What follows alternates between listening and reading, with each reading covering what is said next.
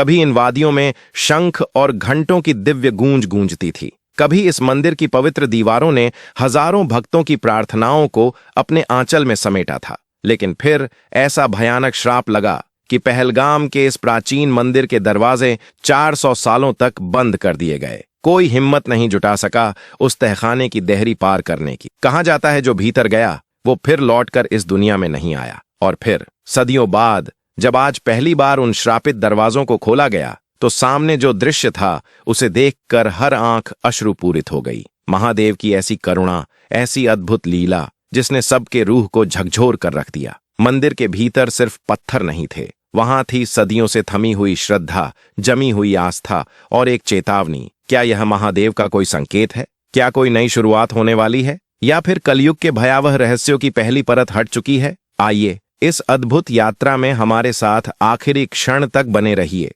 क्योंकि महादेव की हर कथा अपने आप में एक चमत्कार है और हर चमत्कार एक गहरी पुकार है हमारी आत्मा को जगाने के लिए। अनंतनाग जिले के पहलगाम क्षेत्र में अमरनाथ यात्रियों से भरी एक बस पर लश्कर-ए-तैयबा के आतंकियों ने हमला किया। AK-47 से की गई बौछार में 28 श्रद्धालुओं की जान चली गई और दर्जनों लोग घायल हुए, जिनमें 2 विदेशी नागरिक भी थे। यह हमला बेहद सुनियोजित था। कोई नाम नहीं पूछा गया, न जात न भाषा, बस एक वजह थी, वो हिंदू थे। गोलियों की आवाज से पहलगाम की घाटी गूंज उठी, लेकिन महादेव के भक्तों का खून बहाया गया। इस निर्मम हत्याकांड के बाद पूरे देश में आक्रोश भड़क उठा और सरकार ने ऑपरेशन शिवाशक्ति शुरू किया। सवाल आज भी जिंदा है, क्या कोई आज भी सिर्फ अपने धर्म के कारण मारा जा सकता है? अगर आप भी एक सनातनी हिंदू हैं तो श्रद्धांजलि के 2 शब्द ओम शांति नीचे कमेंट बॉक्स में लिखें। यकीन मानिए इन शहीदों की आत्मा को इससे शांति मिलेगी।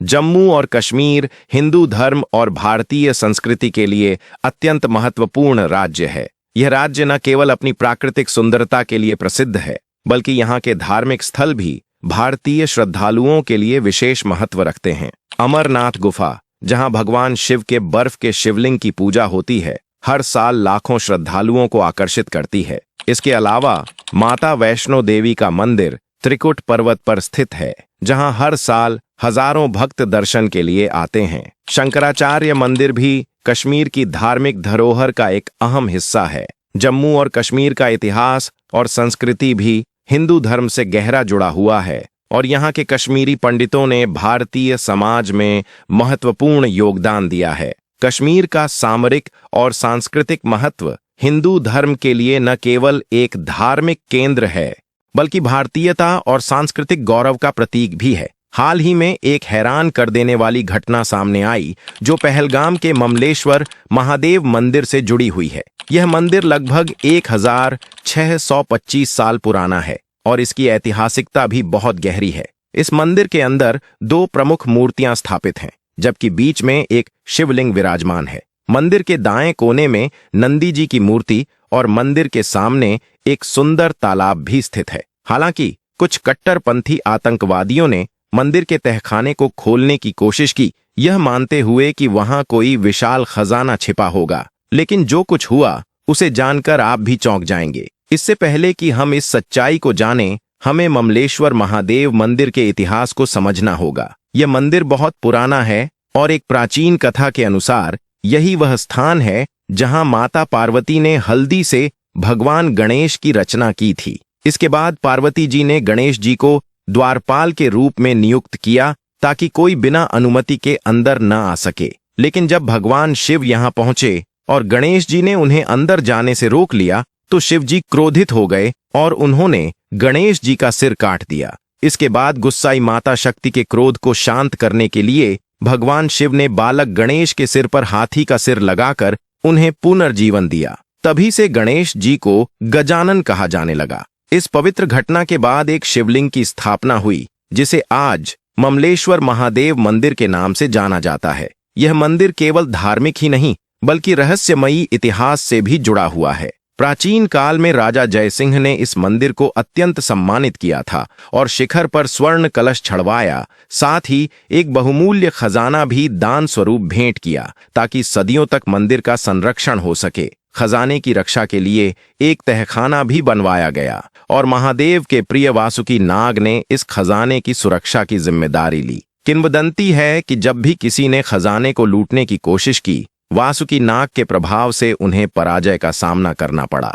कई बार लुटेरों और मुगलों ने इस खजाने पर कब्जा करने के लिए हमले किए, लेकिन तहखाने में घुसने का प्रयास कभी सफल नहीं हो सका। समय के साथ भारत का विभाजन हुआ और पाकिस्तान ने आतंकवाद को बढ़ावा दिया, जिससे कश्मीर में अशांति फैलने लगी। पाकिस्तान के आतंकवादियों ने कई निर्दोष हिंदुओं को सिर्फ उनके धर्म के कारण मार डाला। इन घटनाओं ने हिंदू समुदाय को मजबूर किया कि वे अपनी जान बचाने के लिए पलायन करें, लेकिन जिन्होंने ममलेश्वर महादेव मंदिर से पीढ़ी दर पीढ़ी जुड़कर उसकी पूजा और सेवा की थी, उन्होंने अपने पूर्वजों की विरासत और आस्था को छोड़ने का निर्णय नहीं लिया। यही श्रद्धा और भक्ति आज भी ममलेश्वर महादेव को जीवित रखे हुए हैं। इसी बीच इस स्थान की अनोखी प्राकृतिक सुंदरता ने देश विदेश से हजारों पर्यटकों को आकर्षित करना शुरू किया और यहीं से बाबा अमरनाथ की पवित्र यात्रा की शुरुआत भी हुई। यात्रियों की बढ़ती संख्या ने स्थानीय लोगों के लिए रोजगार के नए अवसर उत्पन्न किए और कई मुस्लिम समुदाय के लोगों ने यहां अपने कारोबार शुरू किए। कुछ ने चाय की दुकान खोली, कुछ ने ऊनी कपड़ों का स्टॉल लगाया और कुछ ने घोड़े की सवारी देने का काम शुरू किया। इस परिवर्तन से इस क्षेत्र की जनसंख्या का अनुपात भी बदलने लगा और अब यहाँ हिंदू समुदाय से अधिक मुस्लिम निवास करने लगे थे। फिर भी ममलेश्वर महादेव मंदिर में पूजा का सिलसिला कभी थमा नहीं। हर साल जब भी हिंदू पर्यटक पहलगाम आते, वे इस मंदिर में श्रद्धा से भगवान शिव के दर्शन करते। मगर इस मंदिर के गर्भ में एक रहस्य छिपा था, एक प्राचीन तहखाना, जिसे लेकर कई वर्षों से यह अफवाह उड़ती रही कि वहां राजा जय सिंह का खजाना छिपा हुआ है। गांव के बुजुर्ग और मंदिर के पुजारी इसे सिर्फ एक कहानी मानते थे, लेकिन कुछ लालची और कट्टरपंथी लोग इसे सच मानकर तहखाने तक पहुंचने के लिए कई षड्यंत्र रचते रहे। लेकिन जैसा कहते हैं, महादेव की इच्छा के बिना कुछ भी संभव नहीं। अब तक कोई भी इस तहखाने में प्रवेश नहीं कर पाया था और जिसने कोशिश की उसे नाकामी ही मिली। लेकिन एक दिन ऐसा हुआ जिसे सुनकर आपके रोंगटे खड़े हो जाएंगे। पहलगाम में रहने वाले दो कश्मीरी मुसलमान, सुलेमान और अदनान, जो बचपन से ही कट्टर सोच से प्रभावित थे, किसी भी धर्मगुरु की तालीम से यह समझ बैठे थे कि हिंदू काफिर होते हैं और उनका जीवन अधूरा है।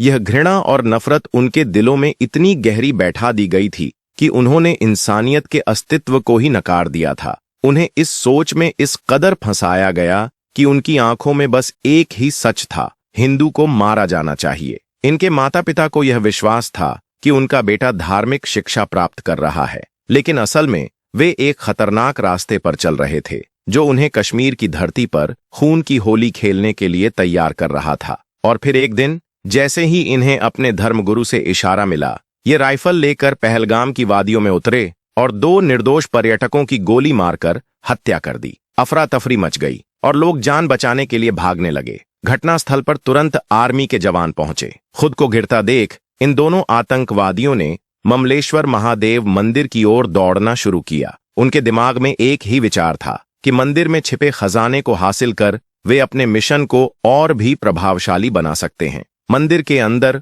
पूजा हो रही थी और तभी मंदिर के चारों ओर गोलियों की गूंज सुनाई देने लगी। जब वे बाहर आए तो उन्होंने देखा कि कुछ आतंकवादी इलाके में फायरिंग कर रहे थे और लोगों के बीच डर फैला रहे थे। इस दृश्य ने माहौल को और भी खतरनाक बना दिया था। फिर अचानक वे मंदिर के अंदर घुसे और सीधे पंडित जी पर अपनी बंदूक तान दी। एक आतंकवादी ने घातक आवाज में पूछा, खजाने वाला तहखाना कहाँ है? पंडित जी की आंखों में डर था, लेकिन उनके चेहरे पर स्थिरता थी। उन्होंने शांतिपूर्वक उत्तर दिया, क्या तुम अपनी मृत्यु को खुद आमंत्रित कर रहे हो? उस खजाने को आज तक किसी ने देखा नहीं, कोई उसे छू नहीं सका। जो भी तहखाने में गया वह कभी वापस नहीं आया। लेकिन आतंकियों की नजर में कोई डर नहीं था। वे और भी अधिक क्रूर हो गए और एक ने गर्जना की, हम सब देखेंगे, तुम तहखाने की चाबी दो। पंडित जी समझ गए कि ये लोग किसी भी हालत में रुकने वाले नहीं थे और अंततः उन्होंने चुपचाप बिना किसी प्रतिरोध के